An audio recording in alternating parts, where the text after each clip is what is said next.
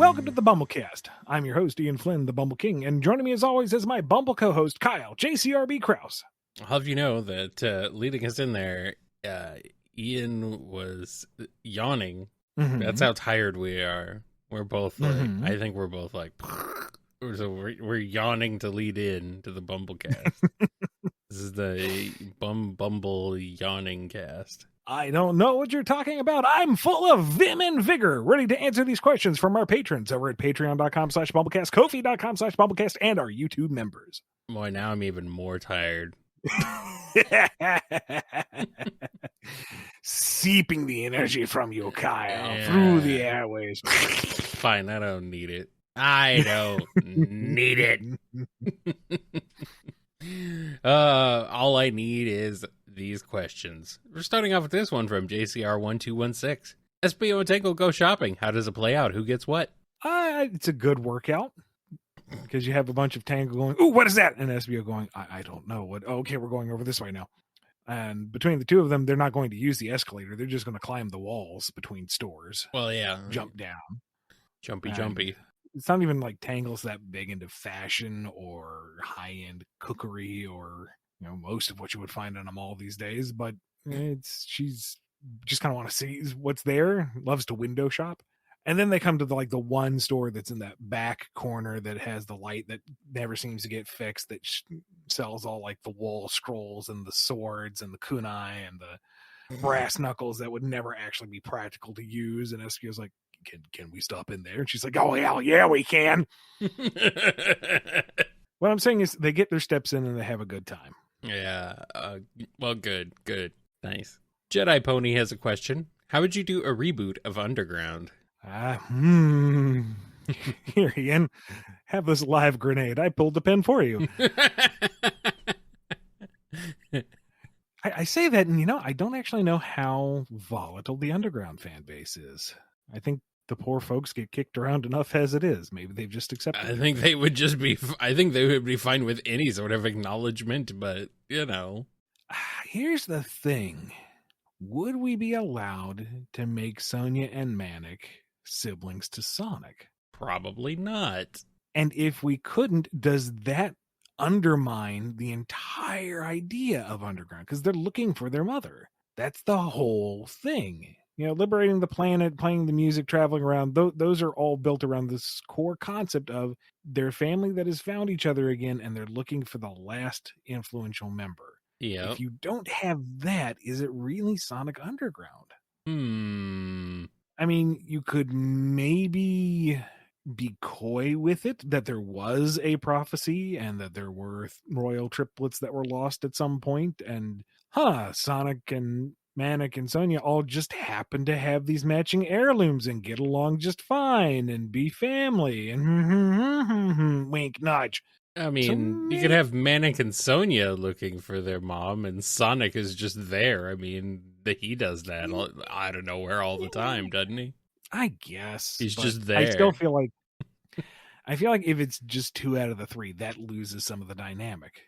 It's not close enough to be satisfying. It kind of leads you on, well, why isn't he at that point? Yeah. So I'm not sure. I would definitely want Robotnik to be a larger power player. The idea of him being more of a political figure, or that his power is mostly political, rather, I should say, that he's using the aristocracy to his advantage, rather than Sadayam's, he just conquered everything. That's an interesting twist, but it's not as immediately engaging. Or if you're going to go that route, keep it within the first act, and then he goes full tyrant by the end of season 1 or something.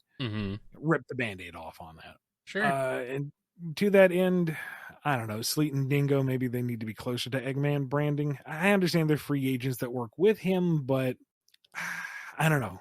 Back and forth on that. The big change, the one definitive change is Chomps needs to be a cooler dinosaur. Okay, if you're going to have something that's a voracious bitey thing, don't make it a tiny sauropod. Give him a little raptor or some little theropod of some kind. Let the little bitey boy be a bitey boy. Don't give me this weird apatosaurus with a complex. No. Okay, I'll allow it. I guess the biggest change for a reboot, if you just handed the whole project to my head, here you're a producer with infinite funds, go nuts, would be to skew the art direction closer to Sonic. Keep the majority of the cast, keep a lot of the world, keep a lot of elements as close as you can to faithful, but update the art style, because God, it was ugly. I was gonna say, art direction? What art direction? I mean, even if you're gonna be charitable and lean into it and say it's more like Sonic in a Star Wars setting, so it's not animals and people, but a menagerie of weird creatures, fine, that could be a nice way to differentiate, but make it still feel like it's Sonic, because otherwise everybody looks like they're just a weird mishmash of ideas. Yeah. All right, question from Moreless. I've been thinking, Tangle and Fiona have a lot of potential as foils for each other, don't you think? How do you think Tangle would have reacted to Fiona's betrayal, and what do you think Fiona would think of Tangle? You could have some fun interactions there, yeah. I feel like Fiona would say, "Stop making me like you." Yeah, pretty much, yeah. Because Tangle would have all of the, charm and openness, and, it'd be real cool if you did a little bit of a face turn and came back to the good guys, that Sonic does. But she would also be perfectly happy punching her in the face for being a jerk. Yeah. Like, she's not going to pull her punches. She's going to treat her as an adversary. And she's going to be kind of sad about it because it used to be cool. Why'd you have to be a jerk? Pop. And I think Fiona would respect that. Yeah. Weird, but yeah. I think Tangle would be hurt by the betrayal, but she wouldn't just cut it off there. She'd wonder, what made you do that? Why would you go there?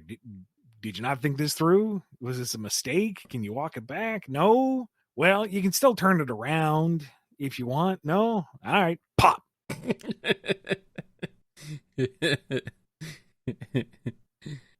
I'll fight you, but I'll convince you. I'll also try to convince you to come back. Yeah. Like I said, stop making me like you. And a question from Mr. Wahoo. We all know Takashi said collaborations aren't a part of Sonic's history and outside of his world, but he did admit it's still Sonic. Is it canon that Sonic met his collaborators in general? With regards to collaboration. Thinking is like crossovers. Yeah, okay. Like with Mega Man or Mario or and any of the other crossovers. Right, they're canon to their own things. Yeah. Can't say Mario and Sonic at the Olympics didn't happen. It obviously did. It just has no bearing on mainline Sonic. Yeah. I mean, chalk it up to multiverse if you want. He met Mega Man at one point. In a comic that isn't out there anymore. No. But he also met Mega Man in a game. That happened once. Which one was that? Oh, Smash. Sure. Well, that's a different Mega Man and arguably a different Sonic in a different game, in a different setting. Whatever. We know one of the remixes in Ultimate only exists because of the Mega Man and Sonic crossover, so, there's that. All right. Mixer17 has a question. Sonic breaks character and decides he's going to kill his recurring enemies from now on. How would Eggman, Zavok, and Surge react to finding out that he's going to end them? And optionally, what would be their last thoughts before he does? If you feel like being even more pointlessly morbid. Keywords there. Pointlessly morbid. I don't know. Well, I mean, at least they recognize that it is pointlessly morbid. I know. I'm starting to get worn a little thin on these. What if Sonic was completely out of character? What if we can make this grim and unapproachable and ew? What if Sonic became the Joker? And I'm guilty of that too. I was 14 once. What if my bright and colorful cartoon animals were grim and serious? We all go through that phase. Well, I mean, you're the one who wrote Metal Virus. That was pretty grim and serious for a Sonic story. Yeah, but bloodless with, bright and shiny colorful animal robots that are made of goo. Don't think about it too hard. Yeah. Don't think about too hard the implications or anything. There's a difference between integrating horror tropes into a series and making them age appropriate and having a character that is all about freedom and expression and positivity murdering people. I think there's a distinction. And we've been having a number of questions come up recently that it's like, do we even want to entertain these? Do we want to even say these things in the show? And I'm not laying this exactly at Mixer 17's feet, because you could have been way worse when you're phrasing with this. I'm not vilifying you specifically. You just happen to be like the straw that is gently approaching the camel's fragile back. So I don't know. I would prefer not to explore the dark murderous side of Sonic, even in a goofy hypothetical. Yeah, I guess. I mean, why would we do that? We have Surge right there. She'll kill somebody. It's fine. She probably already has. Anyway, Niche XCC 1900 has a question. To what audience does Sega think the Sonic series is targeted to? This is a coincidence. Kids, teens, adults. It's been all over the place of who Sega makes their games for. I believe formally it is for young teen boys.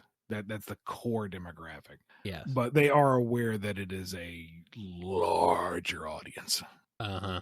It's always been more towards young teen and probably preteen boys especially. But what's that? Sorry. No, yeah, it's always been that. Yeah. I mean, they're pretty consistent about that, honestly. It's not...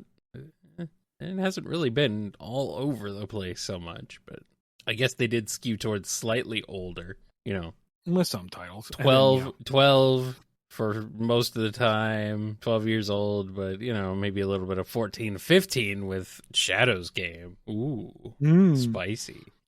And cute Sonic is clearly aimed at a younger demographic, but Very. broadly speaking. Yes. And question from Anonymous. So, Ian, how often, if ever, are you writing something just for yourself? How many secret Ian Flynn Eyes Only stories are there? You want to limit this to just comics or like game projects or yes? Okay. You do get some time to write for yourself. There are some times where I just have to sit down and bang out an idea. I have to get it on the page. Okay. It's bugging me. I can't concentrate on anything else. This is not Drogoon necessarily. This isn't Claus McGee. This is something else. And it's like, ooh, this could really work if I do this. Wow, what a great project. I think I'll shift focus to this. And a week later, it's like, no, I need to work on this stuff. I've already forgotten this. And this new idea actually seems a little more promising. It's like the island of Dr. Moreau. Legions upon legions of malformed things and thoughts going, please delete me or finish me. Something. To which you would say, no. I look from atop my tower of deadlines and say, what? I can't hear you from down there. What? What? Question from Onyxodon. Since it's unlikely that any Black Arms will appear in the comics, I feel I can safely ask this question. How would you write Do not assume. Uh-oh. Do not assume. Uh-oh. Yeah, it's a long shot. 9 to 10 odds, I'm sure. But that sounds like kind of window dressing saying, I don't think this will ever happen, so let me throw my fan idea at you. Is that what this is? Well, I mean, do you want me to continue? We'll see. I'm going to coast forward with my foot hovering over the brake. Okay. How would you write a story where a lone Black Arm soldier was left on Earth with the personality and instincts of carnage and a xenomorph? Break! Oh, that's break! It. Put it in park. We're done. Okay. You are giving me a character. No, don't do that. Bad. Water bottle. Spritz. So if we took out, what about the personality part? What if we took that out? Is that okay? A lone Black Arms warrior wandering around. Sure, you could take that in multiple directions. Does it? manifest its own personality? Does it see Shadow as its leader now? Is it just a mindless monster that has to be put down Old Yeller style? Is it found by Cream and turned into a lovely little pet? I don't know. There's a multitude of directions you can take with that. I kind of like that one, honestly. That's Cream's a good one. home of reformed monsters. It's just Harold. I mean, really, when you think about it, it's just Harold. Harold's here. It's fine. Harold's all good. Tea party with Harold and Gemerald, and the list goes on and on. Here's Mr. Dark Gaia. He's a little cranky because he got woke up early, but he's learned to behave himself. Isn't that right? Very good. Yeah, pretty much. I hope you guys didn't need your ears after that noise Ian made. I'm sure you'll fix it in post, right? Right. Bold assumption. Hope nobody's driving when that happens. Well, they're not driving anymore. Oh, no. Oh, no, indeed. Pedanticat has a question. Continuing the adventures of Sonic X, but with Whisper and Tangle, how do you imagine their friendship with Cosmo, their reaction to her being an unknowing spy, and how would they handle Cosmo's death? Ooh. See, they get along with Cosmo just fine. Because Cosmo is wonderful and gets along with everybody. But then you get the spy angle, and Whisper doesn't handle traitors very well. Regardless of the circumstances, she is now an immediate threat to everyone on that ship. She needs to take decisive action to protect everyone else. Oh boy. And Tangle isn't going to let her do that. So you have this kind of running side plot. You've already got Shadow stalking through the ship Terminator style. But you've got a secondary thing of Tangle trying her best to intercept Whisper before she can take the shot. I mean, Tangle should probably be trying to stop Shadow too. Well, yeah, she would if she weren't trying to stop Whisper, because nobody really knows Whisper's going to do it because she's sneaking through the vents. Yeah. Solid Snake style. And Tangle's going, oh no, oh no, oh no, no, no, no, no, no, no, no. They're both heartbroken at the end with her loss. Like, Whisper doesn't want to pull the trigger, but she's going to do it for everybody else. We need an intervention for Whisper. That's what Tangle's trying to do. Oh, for her personal sake. For personal, yes. For herself, yes. Poor Whisper.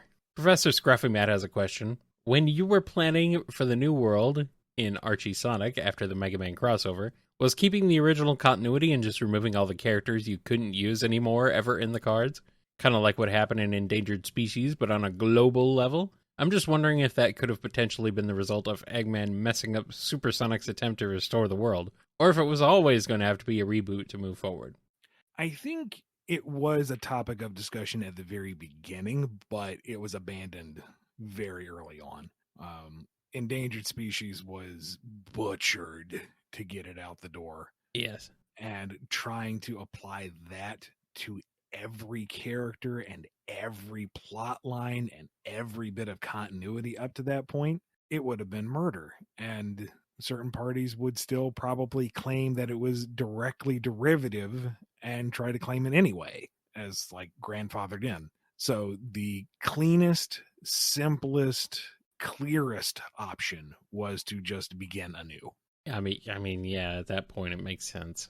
You might as well, rather than just kind of doing this half-hearted thing, because I think that would really that would also upset a lot of fans, like, who were invested in it. So, like, just one example, one of the big things in pre-reboot was the fact Sonic was reunited with his family. Yep.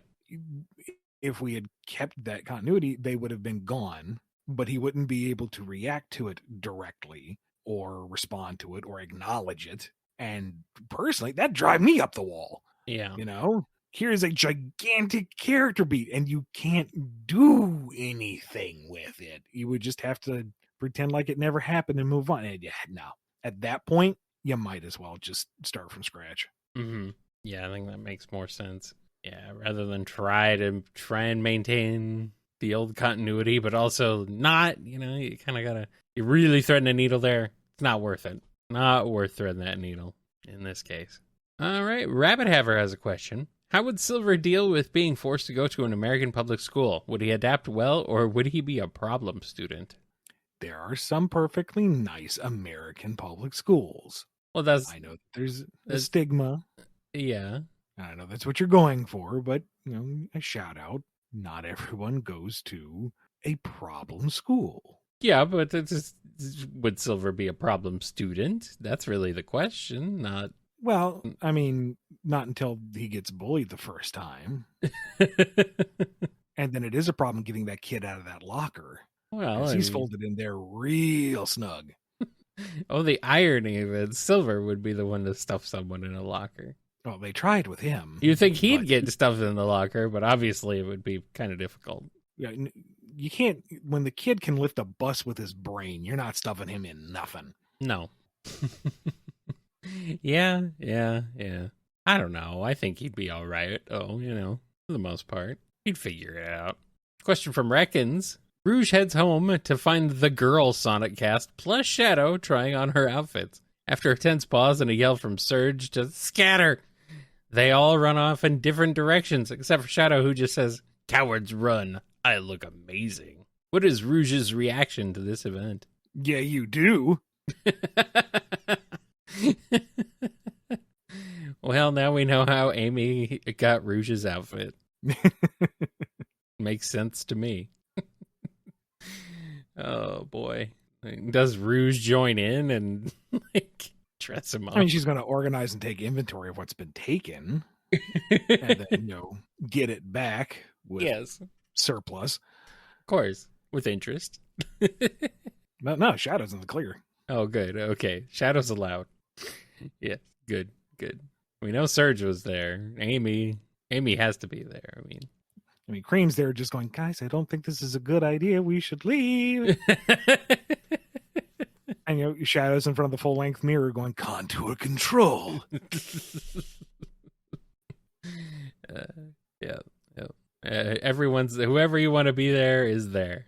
Scurvy Pirate Hog has a question. You said Amy's superpower is that she can befriend anyone. So, what if she got a new friend? One who became her bestie even. Bestest of friends. Who is a new friend? Why, it's Darkseid, the god of evil and ruler of apocalypse. How does it go?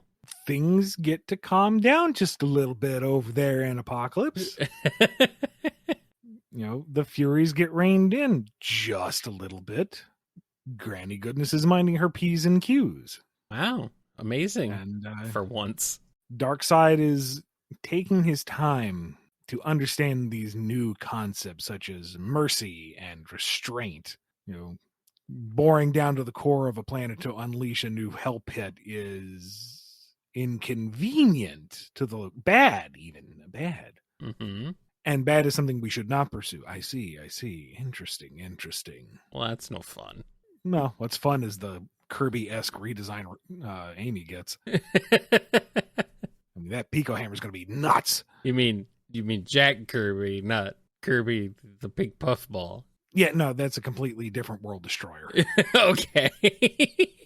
Is this the Darkseid voiced by Weird Al? I was thinking Michael Ironsides, but whatever. Yeah, okay, that's fine. Either one. All right, Slate of Fate has a question. This one's sponsored by Allison S.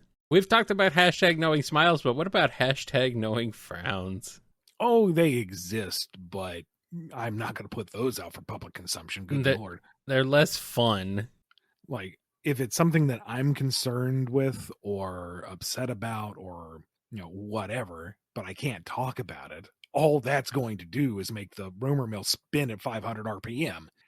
And that's not going to serve anybody's benefit. So I keep those to myself. Yeah. Knowing frowns is like, when something gets canceled or it's not going to happen, it's like, oh, man. All right. And here's a question from Soccer Cot. Titanic, but with Knuckles and Rouge as main characters. How does it work out? Oh, boy. I'm just imagining the portrait scene where he's got that giant mitten wrapped around a crayon and he's doing his best, but it looks like one of those Chow scribbles.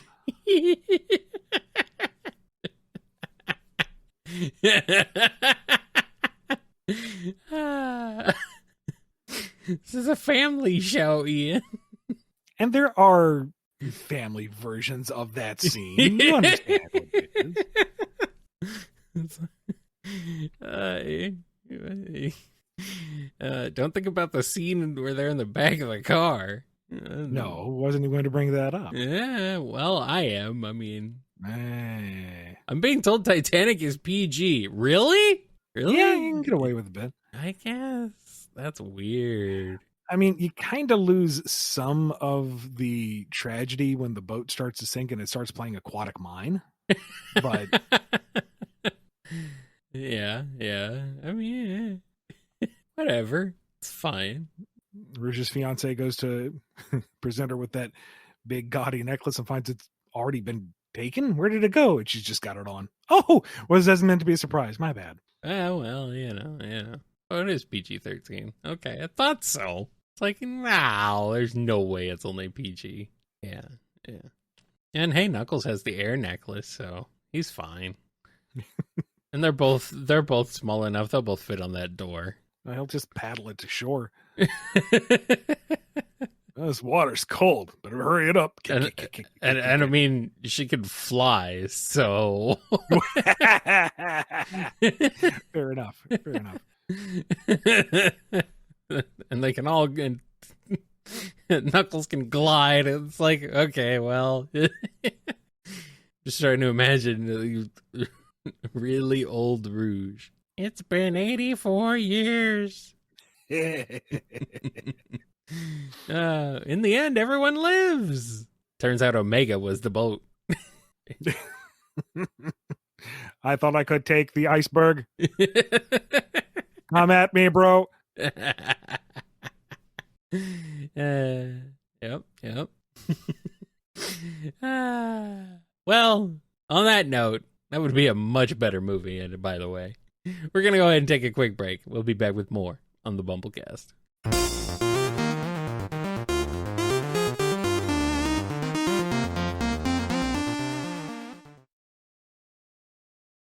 We're back. Got a question from Sonic Swordfighter. Sorry, not sorry for this. Could Ian say the following in a Mephiles impression? I'm not going to say it. You say it, Ian. Just a quick aside. When was it decided that I had a Mephiles voice? I don't know. I think because I don't. It's bad. I mean, they're all bad, but like, I think one person decided. One person heard you do a Mephiles voice once, and now apparently it's a thing. Don't remember this.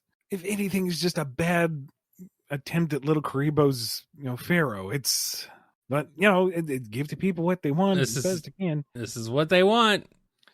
So, Mephiles, Pharaoh, deepen the voice. And the melodramatic and okay. Oh, all things must come true at the end, and I'm going to destroy you. Okay, Homestar. Yeah, all right. Like, you can't read that many W's and U's in a row and not get a little Homestar. Okay? I mean, yeah. Yeah. I'm a terrific athlete. Okay, Mephiles, if you say so. A tidal wave of martial weights. Yummy. All right, Spoiler 1001 has a question. We've talked about the hedgehogs making animal noises, so I'm curious now. Since foxes kind of just yell, since they can't hiss, how would Sonic, Scourge, and Surge react to Tails, Fiona, and Kit, respectively, letting out a battle cry when they're angry enough at an enemy? I think Sonic would be a bit surprised and maybe suppress a laugh because he doesn't want Tails feeling self-conscious. Like, this is his big moment. So he's just going to hang back and let him do his thing. Scourge thinks it's funny. He wants to see her that angry again. That's great. Go on, let it out. At himself? Or at him? Oh, yeah, why not? I mean, what is she going to do to him, really? Wait, no, put her down. Yeah, no. Don't tempt fate there, Scourge. And Surge, she's used to that. Kit, go back to sleep. Just a nightmare. They just scream in the middle of the night. Well, I mean, they probably both do, honestly. Jesus. They both got to sit up. Was that you or me? Whatever. Speaking of characters that need therapy, Aren't enough hours in the day. There aren't enough therapists in the universe. System 509 has a question. How far would Vanilla be willing to go to defend Cream? Would she go so far as to actually kill someone if it was the only way to save her? They often say a mother's love knows no bounds after all. All right, this is what I'm talking about. This show gets dark. No. Although, at least thank you. Now I'm not, just pointing the finger at Mixer 17. Don't, let's not go here, guys. Let the colorful animal people just be the colorful animal people with the dramatic events within their own lives and not get into like the absolute dire, will Vanilla commit a homicide in the name of goodness or something? Just no. No, I'm tired of it. I don't want to do that anymore. If we have to do more shipping nonsense to equal it out, fine. Equivalent exchange. I'll take shippy ridiculousness over grim, dark murder fantasy stuff. Okay, but I mean, will she? Would she do it? Would she go? Vanilla will go to any lengths to protect Cream. Read into that how much you want. I mean, honestly, I think Vanilla should be able to do a little murder, as a treat. She deserves it. Here's one from Testing. Are you involved with the new Udon Mega Man comic? As of this recording, no. But, caveat, I am reaching out, trying to talk to people. We'll see if something ever happens, maybe.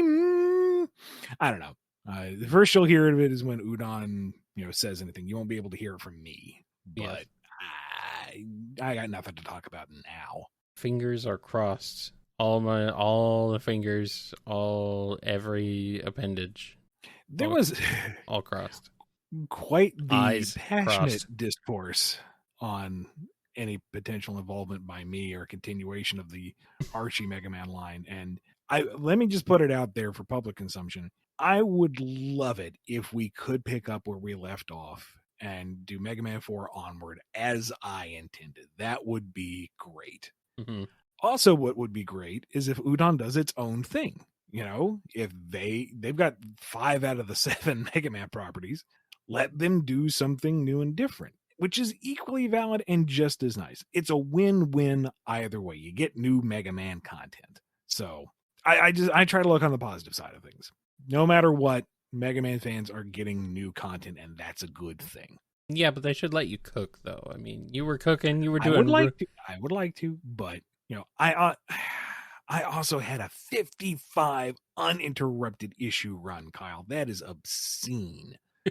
Most folks don't get that kind of longevity. Not even looking at Sonic, like Mega Man alone would make a lot of creators envious. So if that's the end of it, if Udon goes in a new direction and does its own thing, more power to them. All the best to the creative teams. Look forward to what they're doing. I had a great run. It was a marvelous experience. I regret lots of things because I always look on the dark side of life too. But we produced something really remarkable, and I'm proud of that. It stands up. And if we do get more, then hot diggity, I'm ready to go. Win-win. It's all good. Come on, Udon. Come on.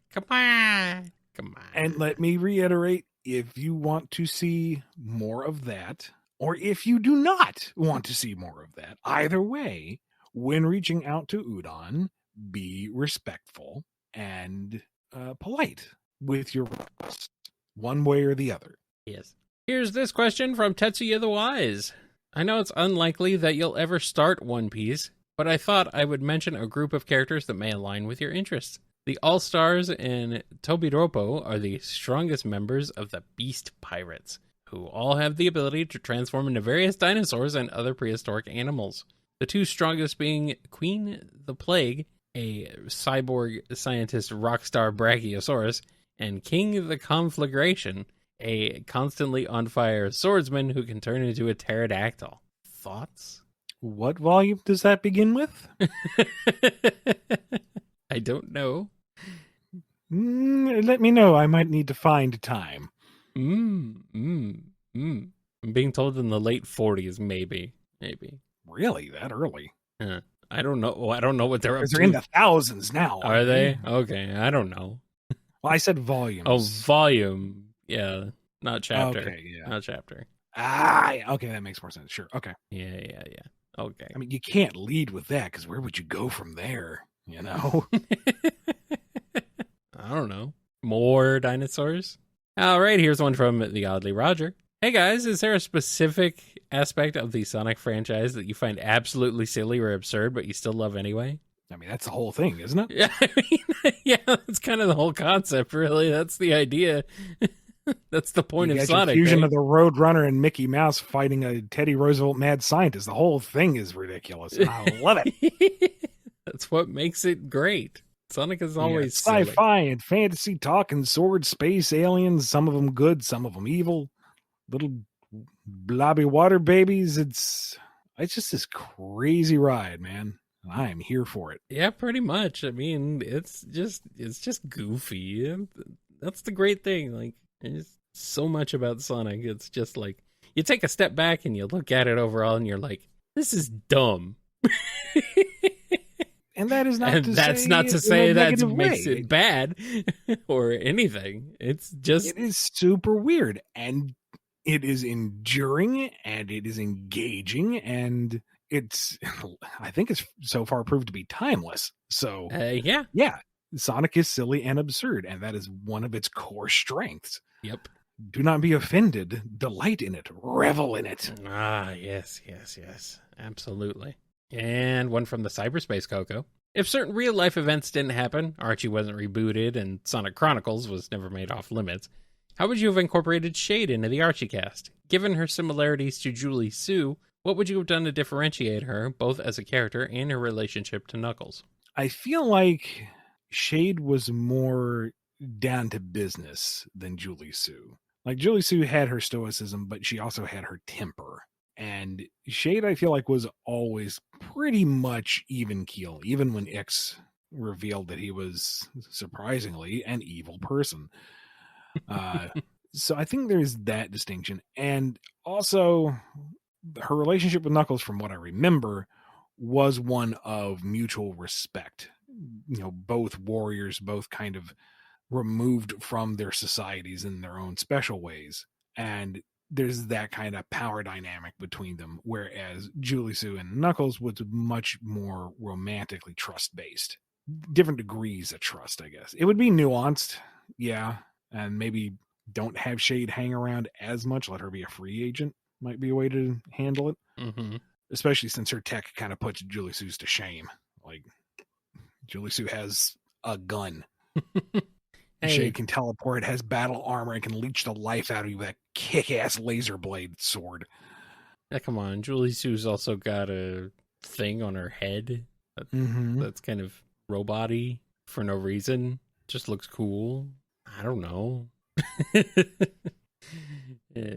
Question from the Hobgoblin. I love that the IDW Sonic comics turned Feels the Rabbit into Mika, except that why is she a modern character when she has a classic design? Wait, is she even a modern exclusive character? Can't you ever cross over and become friends with Mighty, Ray, and or Trip? Okay, let's back this one up. Number one, correct me if I'm wrong, but I thought Feels was more of like where he went when he was more of a Rystar element, and that the prototype rabbit never actually had any kind of name, or am I misremembering? Yeah, I don't think so. I think you're right. I mean, it's all moot because he wasn't a real character and he was a prototype concept, but I feel like Feels was more Rystar era and not classic Sonic. But that's me getting into the minutia. Yeah. Don't think too hard about it. It's an Easter egg. It's a fun thing. It is one part prototype rabbit nod, but it's more of a Niku reference. So just let it be. It's a cute little Easter egg. It doesn't need to have any lore implications. It's a fun little gag. And Twilord has a question. Can you think of any franchises where Game World meets Real One adaptations are the ideal? The trend seems to throw acid in any fandom's Roman bathhouse. Jumanji movie came first. Digimon anime/manga cheats by being in Ouroboros, where that is already the VPET lore. I mean, Jumanji's the only one that immediately springs to mind as a successful story. Both versions. Yeah. I'm trying to remember them. I don't know if there are very many even that exist. I feel like it was a fairly, I never saw, what was the Ryan Reynolds one? Extra Guy? Free Guy. Free Guy. Never got around to watching that one. That wasn't in the real, that never was Game World in the real world, though. No, but the premise was an interaction of real world elements and the game world. I feel like that's within the spirit of it. I suppose, maybe? Maybe. Because the progression of things in the digital world did cause reactions within the real world as they attempted to further influence the digital one. It's, I think it counts. I suppose. It's a good movie, actually. It's a surprisingly solid movie. I'll get around to it. Oh. I mean, it's not necessarily a movie, but we would lose many, many Star Trek episodes. If the holodeck games only stayed in the holodeck, Does that count? You die in the holodeck, you die for real? Can we lump the Matrix movies in since the real machines were toying with our lives? Yeah. We were merely playthings to No. I mean, there were a lot of too wide a net. There were a lot of Matrix games, that's for sure. Yeah. And Virgil Angelo has a question. Pac-Man's been relegated to weird platformers, arcade compilations, and cameos for far too long. Always saying that the Pac is back, but never quite reaching his old heights. And Bandai Namco are having none of it. Ian must pitch a Pac-Man project, game, movie, comic, something that can capture the fervor that the fans feel for Sonic or Mega Man. He can pull from anything but Miss Pac-Man. She is in a legal battle that makes Archie's look quaint by comparison. What does he propose?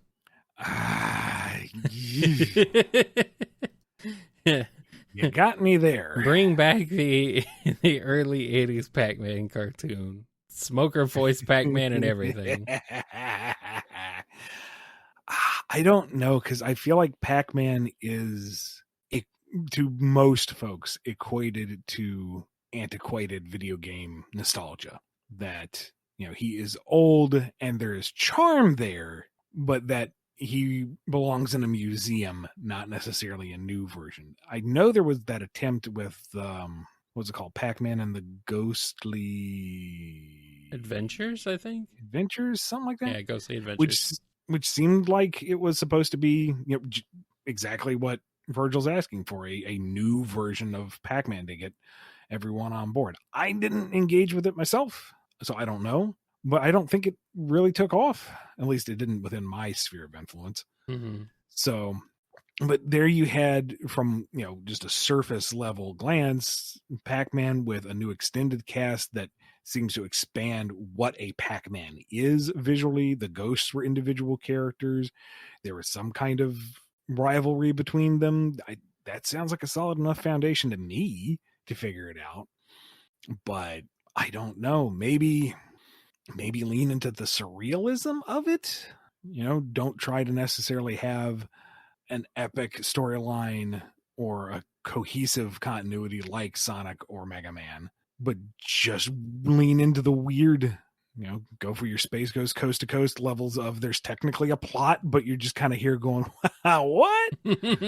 Throughout. That might be fun. That doesn't have a lot of legs to it. That joke runs its course really quickly, but I don't know. Then again, I am not remotely well informed about all the various iterations Pac-Man has had over the years. I know very little of the Pac lore. So maybe there's something there to be mined. Maybe Smoker voice Pac-Man is really the way to go. I don't know. Maybe. I mean, I don't know. Could be interesting. This question always says the Pac is back, but never quite reaching his old heights. But are you forgetting the existence of Pac-Man Championship Edition? That game's freaking great. Better than the original, that's for sure. And dang, yeah, that's one of the best Pac-Man games right there. I don't know. Pac seems pretty back to me in that one, at least. That's a great game. Oh, well. Question from Vineclad. How would you write a story revolving around the ghost of Pachacamac? The knee-jerk reaction is just to steal a plotline from Gargoyles, where, what was his name now? He was the Viking invader who initially took out Castle Wyvern, who wanted to come back to life through Goliath's body. So basically that. Pachacamac is like, my war is not done. I will still seize power. And here is this young and able-bodied echidna right here. Ghost position. And then they stop him. This would be Christopher Lloyd Pachacamac, right? No, that needs a completely different approach because we can't, have Christopher Lloyd Pachacamac be evil or get destroyed at the end. We need him to forever be around because Christopher Lloyd needs to be around forever. Oh no! Like cloning Flash Copy's brain into an android, something. Christopher Lloyd is a national treasure, an international treasure. Even we need to keep him around. A multiversal treasure. Yes. Yes. It's true. Mm-hmm. Well, we got one last question. It's from Wildcard717, and it's a Drogoon question. Oh, so it's the best question. Thank you, Wildcard. It is. Thank you, Mr. 717. It is a complete. This is what 717? I don't know. It is a wonderful 717. It is a complete coincidence, by the way, that both of these episodes ended with a Drogoon question. It just happened to be where this trend. Keep it up, everybody. It just happened to be where the alphabet shook out. Which Drogoon characters would you want to see in a platform fighting game like Smash Brothers, or Rivals of Aether, or etc.? And what would their ultimate moves be? I could see Wind and Smash pretty easy. Mm-hmm. And there's a particular ability that she has, which I'm pretty sure if you've been following Drogoon stuff, you know exactly what it is, but I'm still playing coy about it. That would make for a really sick ultimate. For Rivals of Aether, I think Foreign would probably be better suited. Give him his signature Shillelagh and let him be all about mid-range, long-range strikes and that kind of acrobatic maneuverability. There has been an incredibly self-indulgent part of me because I'm narrative director at Aether Studios. Yeah. And part of me kind of wants to poke Dan and say, hey, boss, you want to do a cross promotion for this thing I haven't published? Finance it? No, that'd be all you. But do it as a favor. It's like, no. Show some restraint. Act like a professional for once in your life. But I don't know, maybe one day. If Drogoon actually takes off and becomes a thing, maybe that can happen. Why start now? Why start being a professional now? Also, restraint's boring. Yeah. Anyway, that's it. That's all we got for this edition of the BumbleKast. Thank you to all our patrons over at patreon.com/BumbleKast, Ko-fi.com/BumbleKast, and our YouTube members who make this show possible. Be good to yourselves, be good to each other, and we will see you next time on the BumbleKast. Catch you next time. I do like Omega saying, "Come at me, bro." That's always entertaining. And instead of that ominous low note, you hear the da-na-na-na-na-na-na. Good old ice cap. You've been listening to the BumbleKast, a co-production of Bumble King Comics and the KNGI Network. Original theme music composed by Ken Coda Snyder. Remixed intro by T-Lopes. Find out more information, along with podcast feeder links, MP3 downloads, and more at bumbleking.com and kngi.org.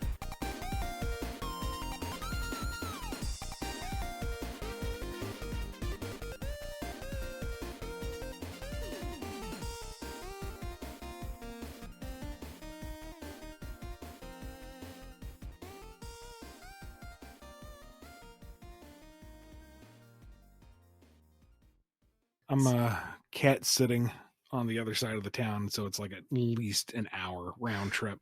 Oh. So I'll go ahead and get that done before it gets too late in the day. Well, stop sitting on those cats, man. It's rude. The one, it's really funny. We've been there twice now. Yeah. And both times it played out the exact same way. We come in the door, and the one cat is on the cat tower, and she looks at us, and we're like, "Hey, Toothless." And she goes, and it's like, "No, baby, you know us. It's okay." And just the wide eyes and sniffing, and then gonna get up and run down the tower. No, can't get down that way. Gonna go down this side of the tower. No, wait, that's closer to you people. I gotta get this. No, whatever. Wait, how about? Hey, you're fine. Just gonna run for it. And it's like, we're not menacing you in any way. You exist. That's menacing enough. Yeah, I guess. But... and her name is Toothless because she's a little green-eyed black cat. Oh, okay. She looks pretty much like the Night Fury. Oh, okay. She's not actually toothless? No, she has her teeth. Oh, that's disappointing. I mean, call her toothless, and yet she's got teeth? Rude. Well, she's also not reptilian, so... Why not? All right, you need to go to bed, sir. Whatever. I'm not tired. You're tired. Tired of your nonsense? Well, I don't know how you could be tired of my nonsense. You've been dealing with my nonsense for a long-ass time, dude. And you've been shoveling mine for years. It's fine.